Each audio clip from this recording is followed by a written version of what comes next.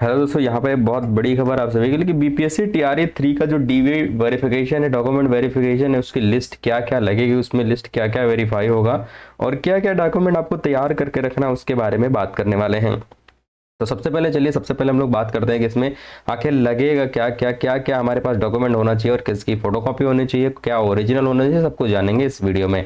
सबसे पहले आप यहाँ पर देख सकते हैं, जो कि आपके सामने दिखा होगा कि बीपीएससी टीआरई 3 दस्तावेज सत्यापन की आवश्यक चेकलिस्ट है। यहीं पर अगर हम बात करें शैक्षणिक दस्तावेज के बारे में, तो सबसे पहले आपका मार्कशीट आता है, 10th की मैट्रिक, अंक पत्र उसका, मूल प्रमाण पत्र, इंटरमीडिएट 12वीं की अंक पत्र और मूल प्रमाण पत्र, स्नातक का अंक पत्र, और उसके बाद मूल प्रमाण पत्र जो कि यदि उपलब्ध हो। वहीं पर अगर बात करें स्नातकोत्तर जो पेपर 2 के लिए, पेपर 2 के लिए अंक पत्र होगा यहाँ पर, और मूल प्रमाण पत्र यदि उपलब्ध हो। वहीं पर अगर बात करें व्यावसायिक योग्यता के बारे में, तो जो कि आपने अगर बीएड किया या डीएलएड किया उसका अंक पत्र, या बीएड डीएलएड के मूल प्रमाण पत्र यदि उपलब्ध हो। अगर हम बात करें यहाँ पर दोस्तों की पहचान एवं बैंकिंग दस्तावेज, जो कि आपका आधार कार्ड होना चाहिए, मूल आधार कार्ड होना चाहिए, आधार लिंक मोबाइल नंबर, ओटीपी सत्यापन हेतु।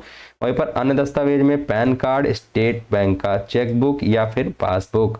आरक्षित संबंधी दस्तावेज जो है आपका जाति प्रमाण पत्र यदि लागू होगा तो फिर, और आवासीय प्रमाण पत्र, दिव्यांग प्रमाण पत्र यानी फिजिकल हैंडीकैप के लिए हर श्रेणी के हिसाब से। वहीं पर अगर परीक्षा संबंधी दस्तावेज जो कि बीपीएससी टीआरई 3 का एडमिट कार्ड होना चाहिए, बीपीएससी टीआरई 3 का आवेदन पत्र, ऑनलाइन आवेदन की प्रति होनी चाहिए। वहीं पर पासपोर्ट साइज 4 प्रतियां होनी चाहिए। महत्वपूर्ण निर्देश में आपको दिया गया कि सभी दस्तावेजों की मूल प्रति अनिवार्य है। वहीं पर दस्तावेजों की स्व सत्यापित फोटोकॉपी भी साथ रखें और सभी दस्तावेज क्रमबद्ध तरीके से सुव्यवस्थित करें। समय से पहले पहुंचे और दस्तावेज दोबारा जांचें। चयन प्रक्रिया इसकी कैसे होने वाली, इसके बारे में बात कर लेते हैं। हम लोग यहाँ पर एक नजर डाल लेते हैं, जो कि आप सभी देख सकते हैं। बीपीएससी टीआरई 3.0 महत्वपूर्ण जानकारी यहाँ पर कि दस्तावेज सत्यापन, जिसे हम डीवी डॉक्यूमेंट वेरिफिकेशन कहते हैं, इसकी प्रक्रिया की बात करें तो डीवी के पश्चात रिक्त सीटों पर द्वितीय सूची जारी नहीं की जाती है। वहीं पर डीवी के बाद एक अंतिम सूची जारी होगी जिसमें जिला आवंटन होगा और प्रशिक्षण और ओरिएंटेशन की जानकारी इसी सूची में होगी।